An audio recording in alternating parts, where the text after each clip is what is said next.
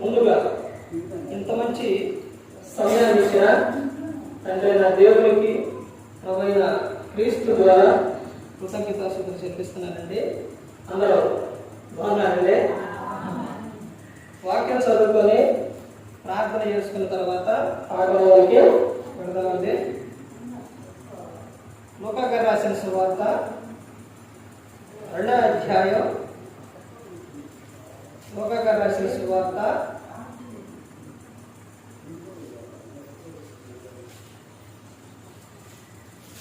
2వ అధ్యాయం 40వ వచనం.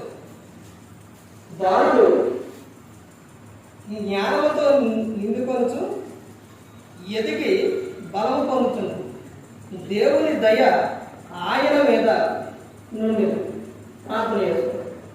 పరలోకమందున్న మాట పరిశుద్ధ ప్రేమ గల తండ్రి, గొప్ప తండ్రి, యెహోవా తండ్రి, ఈ ప్రియ కుమారుడు యేసుక్రీస్తు ప్రభువు ద్వారా కృతజ్ఞతాస్తుతులు చెల్లిస్తున్నాం. ఆరాధన క్రమంలో మేము నడిపించిన నాయన వాక్యం బోధించడగా విలువారు తండ్రి, మనుషులంటిని వాక్యాన్ని సహకరించే వాటిని దయచేయండి. వాక్యం బోధించడగా ఈ లోక సంబంధమైన జ్ఞానంతో కాకుండా నీ జ్ఞానంతో మాట్లాడే వాటిని దయచేస్తారని మా ప్రభువు యేసుక్రీస్తు నామమున వేడుకుంటున్నాము తండ్రి. ఆమేన్. ప్రభువైన యేసుక్రీస్తు నామములో హృదయపూర్వక వందనాలండి. దేవుని కుమారుడు యేసుక్రీస్తు ప్రభువారు ఈ లోకానికి వచ్చిన తర్వాత పరలోక రాజ్యం సమీపిస్తుంది కనుక మారు మనసు పొందాలని ప్రకటింప మొదలుపెట్టారు.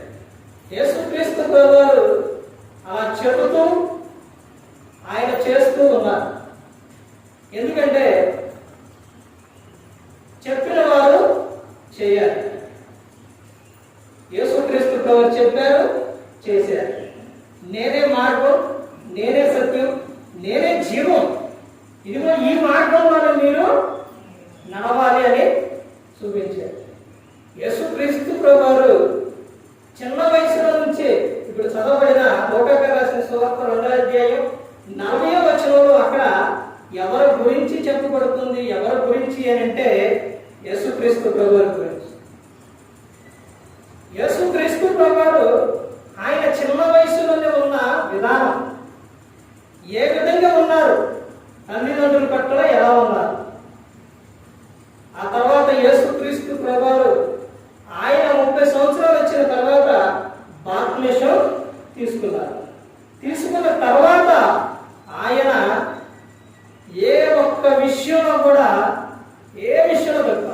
ఆయన సవాల్ చేశారు. ఏమని? నాలో పాపం ఉన్నదని మీలో ఎవరైనా నిరూపించగలరా? కనుగొనగలరా? కనుగొనలేరు. ఎందుకంటే ఆయన పరిశుద్ధంగా జీవించారు. పరిశుద్ధుడుగా యేసుక్రీస్తు ప్రభువారు ఉన్నారు. అందుకని ఆయనకు ఎక్కడైనా అక్కడైనా ఎక్కడండి ఇంకెక్కడ ఇక్కడ భూమి మీద, తర్వాత పరలోకంలో ఎక్కడైనా కానీ ఆయన పరిశుద్ధుడు.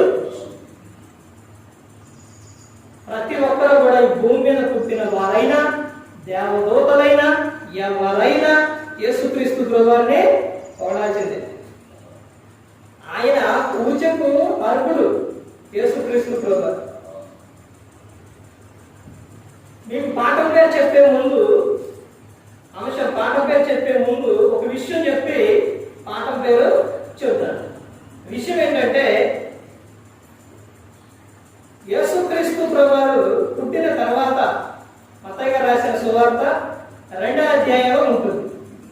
అక్కడకు ఆయన పుట్టిన తర్వాత ఆయనను చూడడానికి తూర్పు దేశపు జ్ఞానులు వచ్చారు. వచ్చిన తర్వాత వారు కొన్ని కానుకలు తీసుకొచ్చారు. ఇది ఎప్పుడు కూడా మన ఆలోచనలో, మన మైండ్లో అందరికీ, ప్రతి ఒక్కరికి ఉండాలి. భూమి మీద పుట్టిన ప్రతి ఒక్కరికి కూడా ఇది ఎప్పుడు కూడా మన ఆలోచనలోనే ఉండాలి.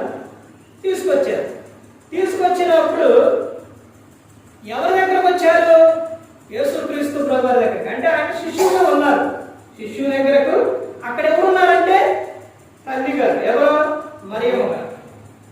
మరియమ్మ గారు, శిష్యువు, వీళ్ళిద్దరూ ఉన్నారు. ఈ జ్ఞానులు అక్కడికి వచ్చారు. వచ్చిన తర్వాత వారు ఏం చేశారు?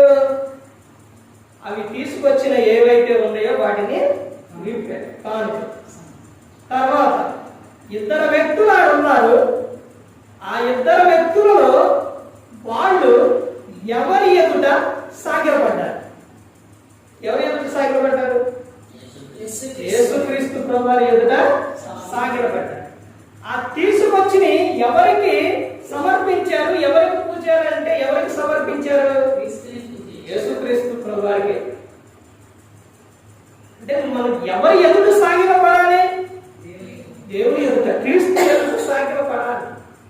ఆయనకే మొక్కాలి, ఆయననే ఆరాధించాలి, ఆయననే పూజించాలి.